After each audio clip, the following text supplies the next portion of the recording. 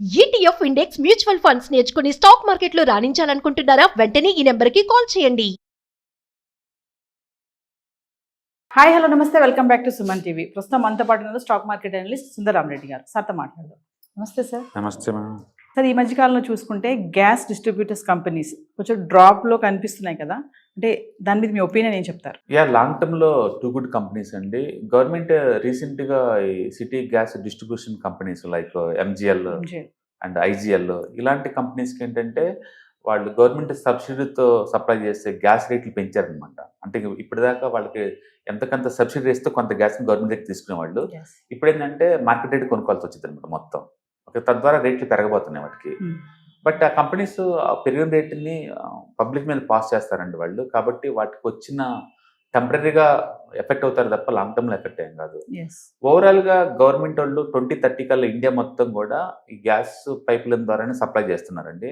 అందుకని ప్రతి సిటీలో ఇలాంటి కంపెనీస్ వస్తాయి. ఇప్పుడు వీళ్ళు మహానగర్ గ్యాస్ ఉంది అనుకోండి, ముంబై ఏరియాలో వాళ్ళు మొనోపల్లి ఆల్మోస్ట్ 80% ముంబై మొత్తం వాళ్ళు సప్లై చేస్తారు. అండ్ ఐజిఎల్ ఉంది అనుకో, ఇంద్రప్రస్థ గ్యాస్ ఢిల్లీ అండ్ చుట్టుపక్కల ప్లేస్ మొత్తం వాళ్ళు కంట్రోల్ చేస్తారు, ఆల్మోస్ట్ వాళ్ళే. అండ్ ఈ మధ్యకాలంలో హైబ్రిడ్ మోడల్స్ కార్లు ఎక్కువైపోతున్నాయి. గత 2 years కనుక తీసుకుంటే ఎక్కువ మొత్తంలో ఆటోమొబైల్ సెక్టర్లో గ్రోత్ కనపడేది ఏంటంటే హైబ్రిడ్ మోడల్. హైబ్రిడ్ అంటే CNG gas plus electrical vehicles అనమాట, రెండు కాంబినేషన్ అనమాట. అది దానికి ఎక్కువ స్కోప్ ఉంటుంది, ఎందుకంటే ఎలక్ట్రికల్స్ అంత ఇన్ఫ్రాస్ట్రక్చర్ ఇంకా డెవలప్ అవ్వాలి. అండ్ లాంగ్ టర్మ్ డ్రైవ్కి వెళ్ళినప్పుడు ఏంటంటే లాంగ్ డ్రైవ్కి బ్యాటరీ సపోర్ట్ చేయవన్నమాట. సిఎన్జి కూడా ఉందనుకోండి, అది ఆగినప్పుడు ఇది ఆన్ చేసుకోవచ్చు అనమాట. అందుకు 2-in-1 ఉన్నట్టు చాలా పాపులర్ అవుతుంది.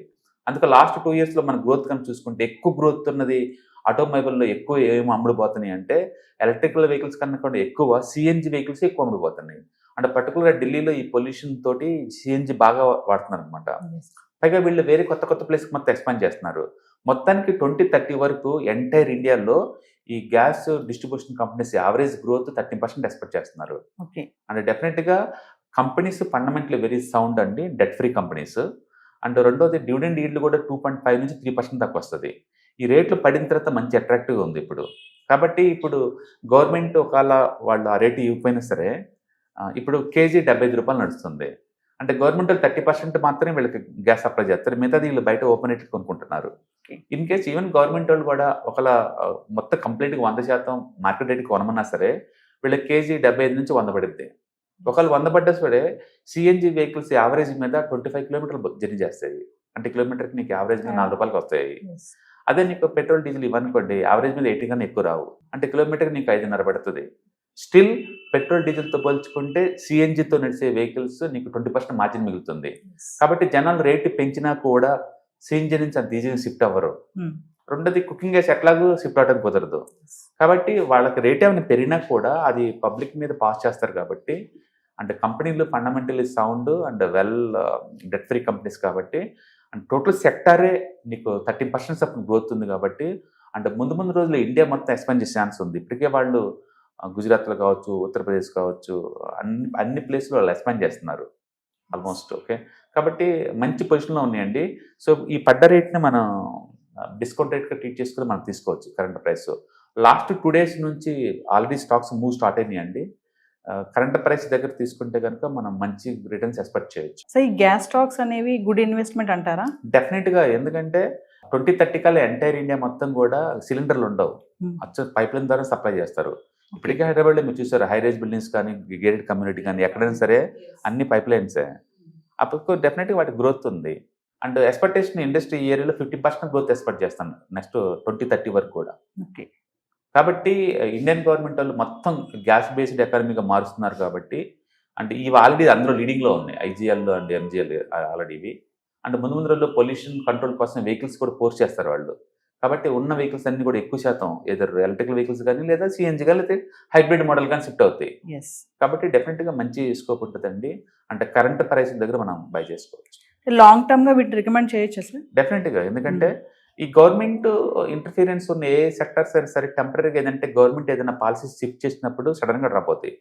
లైక్ బ్యాంకులు కావచ్చు, వడ్డీ రేట్లు అప్ అండ్ డౌన్ చేశారనుకోండి ఆర్బీఐ ఇమీడియట్లీ ఎఫెక్ట్ అవుతాయి. అండ్ హౌసింగ్ ఫైనాన్స్ కంపెనీస్ వడ్డీ రేట్లు పెంచారనుకోండి ఎక్కువ లాప్స్ అవుతాయి. అలాగే మైక్రో ఫైనాన్స్ కంపెనీస్ ఆర్బీఐలో రెస్ట్రిక్షన్ పెట్టారనుకోండి అవి స్టక్ అయిపోతాయి. అలాగే గ్యాస్ కంపెనీస్ గవర్నమెంట్ ఇచ్చే సబ్సిడీస్ ఆపేశారనుకోండి ఎఫెక్ట్ అవుతాయి. గవర్నమెంట్ రెగ్యులేషన్ ఉన్న బిజినెస్లో కొంచెం రిస్క్ ఉన్నా కూడా బట్ ఆ రిస్క్ అనేది వన్ టైం ఈవెంట్. ఇప్పుడు రోజు ఏమి ఇంటర్ఫియర్ అవ్వరు కదా, ఎస్ ఆల్రెడీ వాళ్ళు ఇంటర్ఫియర్ అయ్యారు. ఇప్పుడు వాళ్ళకి ఏపీఎం రూల్స్ ప్రకారం గ్యాస్ తగ్గిస్తూ ఉంటున్నారు. బట్ తగ్గించినా సరే స్టిల్ డీజిల్ పెట్రోల్తో పోల్చుకుంటే అండ్ సిఎన్జి తక్కువ రేట్లో ఉంది కాబట్టి, ప్లస్ వీళ్ళు డిస్ట్రిబ్యూషన్లో సిటీస్లో మోనోపోలీ కాబట్టి వాళ్ళు పడ్డ రేట్ని డెఫినెట్గా పబ్లిక్ మీద పాస్ చేస్తారు. కాబట్టి షేర్ హోల్డర్కి పెద్ద రిస్క్ ఏం లేదు. సో కరెంట్ డిస్కౌంట్ ప్రైస్తో మనం కొనుక్కోవచ్చు లాంగ్ టర్మ్కి. It's good. It's too good actual చెప్పాలంటే. కరెంట్ మార్కెట్లో టూ మచ్ వాలిటిలిటీ అవుతున్న టైంలో ఆల్రెడీ మంచి బిజినెస్ మోడల్ తక్కువ రేటుకి దొరుకుతున్నప్పుడు తీసుకోవడం బెటర్. అండ్ ఈవెన్ డివిడెండ్ ఇల్లు కూడా 3% దాకా ఉంది దగ్గర. మనం మాట్లాడుతున్న December 3rd ఇప్పుడు కరెంట్ ప్రైస్కి మనం వీటిని చూసుకోవచ్చు. ఐజీఎల్ ఎంజీఎల్ ఉన్నాయి కదా సార్, మహానగర్ ఒకటి, ఇంద్రప్రస్థ అన్నారు.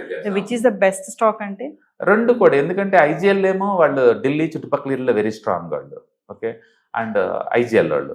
అండ్ ఎంజీఎల్ ఏమో ముంబై అండ్ చుట్టుపక్కల ఏరియాలో చాలా స్ట్రాంగ్. అండ్ ఒక సిటీలో ఉన్నోళ్ళు ఇంకో సిటీకి వాళ్ళు రారు, అందుకని న్యాచురల్ రెండు బాగానే ఉంటాయి, ఏం తీసుకోవచ్చు. రెండు కూడా debt free companies. And average dividend yield 3% దాకా ఉంది. అంటే ఇంకా ఇంపార్టెంట్ థింగ్ ఏంటంటే ఆల్మోస్ట్ 10 to 12 పీకి దొరుకుతున్నాయి, చాలా లో పీకి దొరుకుతున్నాయి. అండ్ లాంగ్ టర్మ్లో బిజినెస్ మోడల్కి వచ్చిన రిస్క్ ఏం లేదు. మనం ఏదైనా కంపెనీలో బిజినెస్ మోడల్ ఎఫెక్ట్ అవుతున్నా, ఇంకేదన్నా ఎఫెక్ట్ అవుతున్నా మనం బిజినెస్ పరంగా చూస్తే చూడాలి తప్ప, గవర్నమెంట్ పరంగా ఏంటంటే అది వన్ టైం ఈవెంట్ అంతే. అది వన్ టైం ఈవెంట్ అది.